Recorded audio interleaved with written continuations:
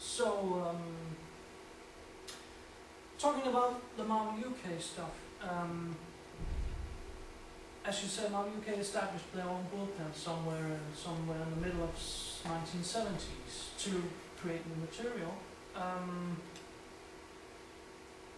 The way Marvel US made stories was the writer would make out a plot and hand it to the artist, and he would pretty much flesh out the story, and the writer would put in the words afterwards. Yeah. The classic Lee Kirby style. That's right. Was that the same in the UK? No, UK traditionally works on something called full script. I mean, if any of you have bought the scripts I brought along, you'll see it exactly. It's the writer's job in full script to break down every panel on every page. So, you're much more the director and the artist, you've got the artist eye going on. So, British comics normally work on that full script basis.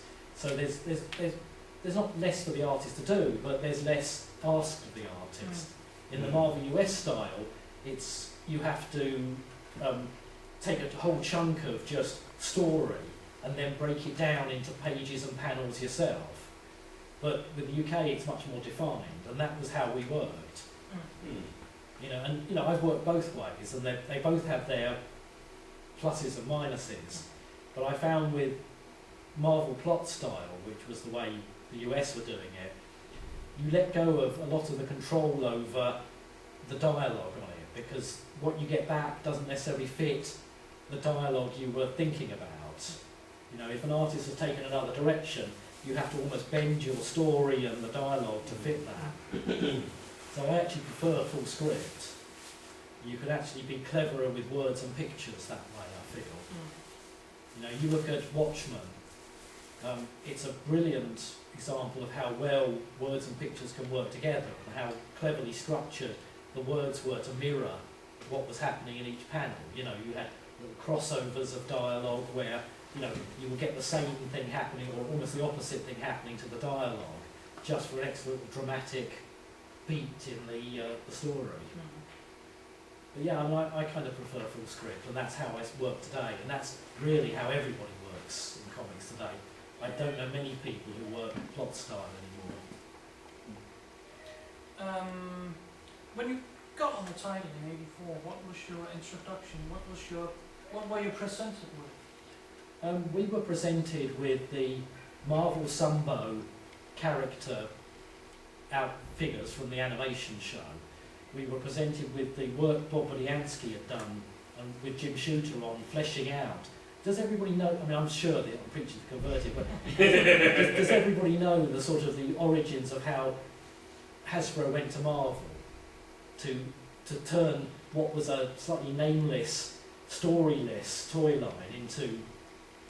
Would you want to hear? Does anybody want to hear this? Yeah, brilliant. Okay. Well, the story went like this. As everyone knows, Transformers started in Japan.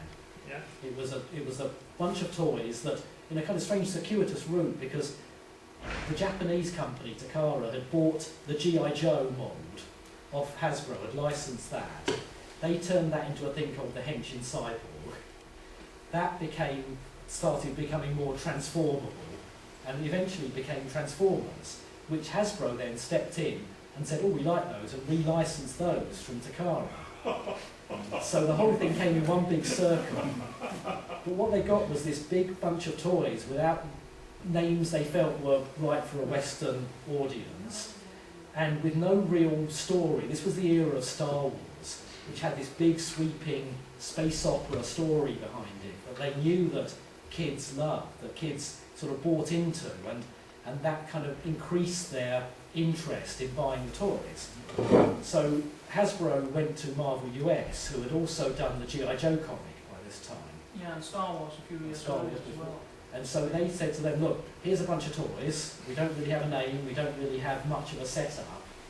I think the CEO of Hasbro had some ideas about how he wanted it to be, but largely it was handed over to first Jim Shooter, who was the editor-in-chief at Marvel, and then Bob Budiansky, who became the first writer on the comic, came in as well.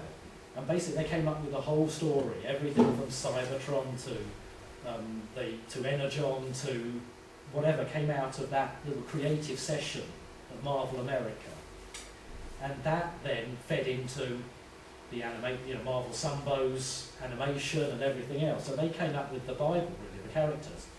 They named a lot of the characters because, Megatron didn't have a name then.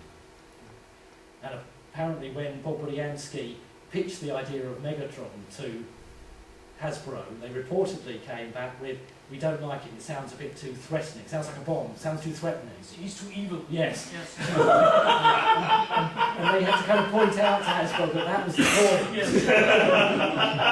He's supposed to be. Yeah. He's a bad guy. So it started with very little, and they built this whole storyline around it. Everything from the coming to Earth, the waking up on Earth, came out of this Marvel sort of brainstorming session. And Bob Budiansky also wrote all the character bios, as I'm sure, again, all the characters, the original tech specs and the original sort of strengths, weaknesses, all came out of Bob's head.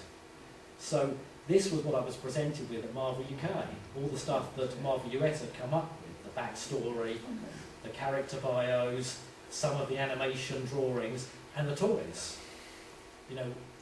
We really didn't have enough reference to draw them originally other than as the toys. So if you look at the very early UK comics, they were drawn just like the toys. With all the slight awkwardness that some of the toys had in terms of just movement and everything else, and they were slightly more blocky, and it was only when we got more and more of the animation reference that we were able to turn them into, what they became in the comics. Okay. So the comic book series was pretty much up and running by that point. Yeah. And you had that for reference. Yeah, we had the first few issues, but we were very close to where the Americans were with their comic book. So I think by then they were 3 issues in, and they decided to go to a full, they decided to continue it, because originally it was a 4-issue series, and it was only that it was so successful that they rolled it out, and I believe the joke on the final issue was the little strap line on the cover was number 80 in a 4-issue limited series.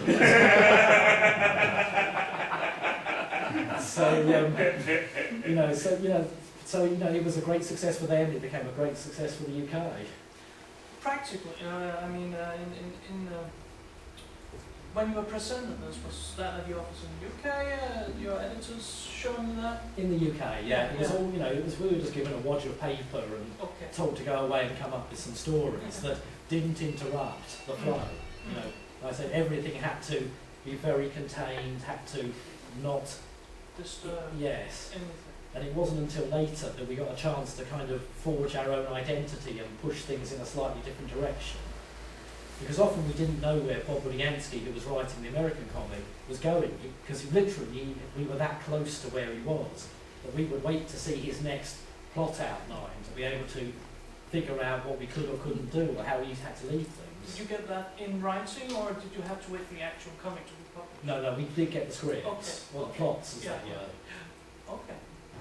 Speaking of plot, at some point you took over the US run as well. Was there some sort of handover between you and him? Yeah, there was. I mean, by that time I'd met Bob Budiansky. I mean, we're now 50 or so issues in, and I'd met Bob because Marvel US used to send over odd little delegations of editors to Marvel UK to tell us how to do things. And when they left, you just kept on? We carried on, yeah. But actually, no, that's not true. They were very instructive. They looked at what we were doing and kind of imposed the Marvel US ethos on, what needs to be in a story, what a single issue should be and achieve. And, that was all very instructive to all of us, I think. So, we did take stuff away from that.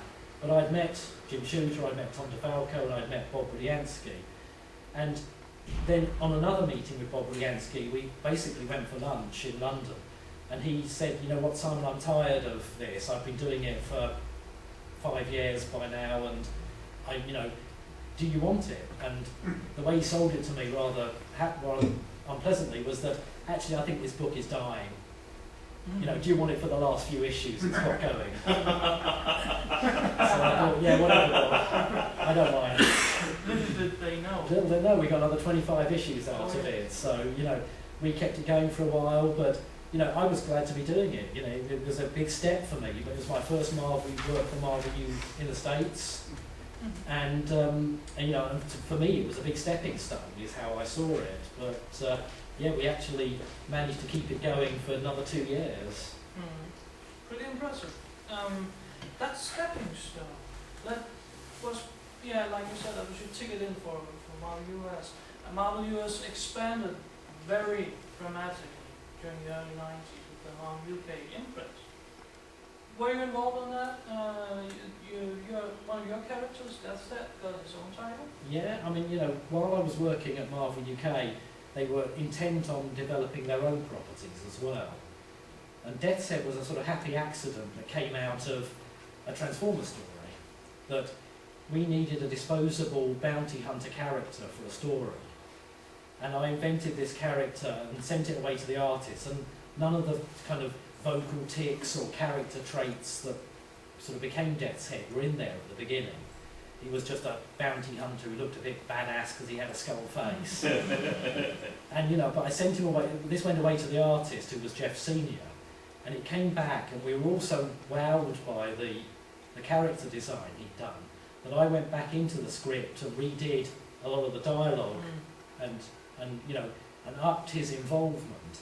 But at the same time, we had to be very careful that he didn't end up with a Hasbro copyrighted character. So we rushed through a one-page Death's Head story that an artist, little-known artist at the time called Brian Hitch drew. And Brian, of course, has gone on to do big, big things in the comics industry. But he did the original Marvel Death's Head story that we then rushed to get out on the back of other Marvel publications, so that Death's Head became a Marvel character rather than a Hasbro character. Is it the same character that was launched in the US then as its own title? Yeah, I mean, you know, they weren't actually US titles. They were produced by Marvel UK initially, and yes, they were sold in America and done in American format. But yeah, I mean, he's still around. Recently, he was in a Marvel comic called Sword, a very short-lived Marvel comic called Sword, but you know, he's still around, floating around in the Marvel universe there, all these years later. Must be a proud feeling, actually. It is, yeah. You have a long-lasting character. Yeah, I kind of feel parental about this. Yeah, you got attached to stuff like that, I can imagine. We're in the early 90s now in Marvel US/UK. In the around 93, 4, 5, there was the big comic book implosion, where interest simply faded from one day to another, and it had become an investor's market, and issues 1 were printed in 12 million copies and no one bought them, and it imploded. The big publishers couldn't produce as many titles, and the small publishers went away. You were in this, in the middle of it. I was caught in the middle of this. In fact, I was more or less out of work at the end of '95. It was just one of those things. I had so much work with America, and when the market imploded, the work tended to go to American writers. You know, as you would expect. You know, the number of titles was almost halved. A lot of titles were cancelled, and the people who were there on the doorstep tended to get the work. The UK comics industry by then wasn't very big, so you know, I was suddenly, from being very busy, not so busy. There was almost a night of the long knives on titles I was working on, where, you know, one after another they fell. So yeah, by the end of '95 I was quite shy on the work front. I had bits of freelance going on. Transformers Generation 2 had come and gone. And Transformers to me by then, you know, I kept thinking it was dead in the water, but it you know, it obviously came back. But at the time I didn't even have a clue that Beast Wars was in the works at that time. So, you know, I just, in a strange way, I went to work for a UK publishing company again, doing what I'd done to start off with. And they were a company called Titan Books, who did a lot of reprint material. You know, they largely took American graphic novels and top and tailed them and put them out in the UK, and also some of the old 2000 AD material they collected. So for a while I was an editor again. And in that time, 2 things happened. The first was I was invited to my first BotCon, which is the American Transformers Convention. When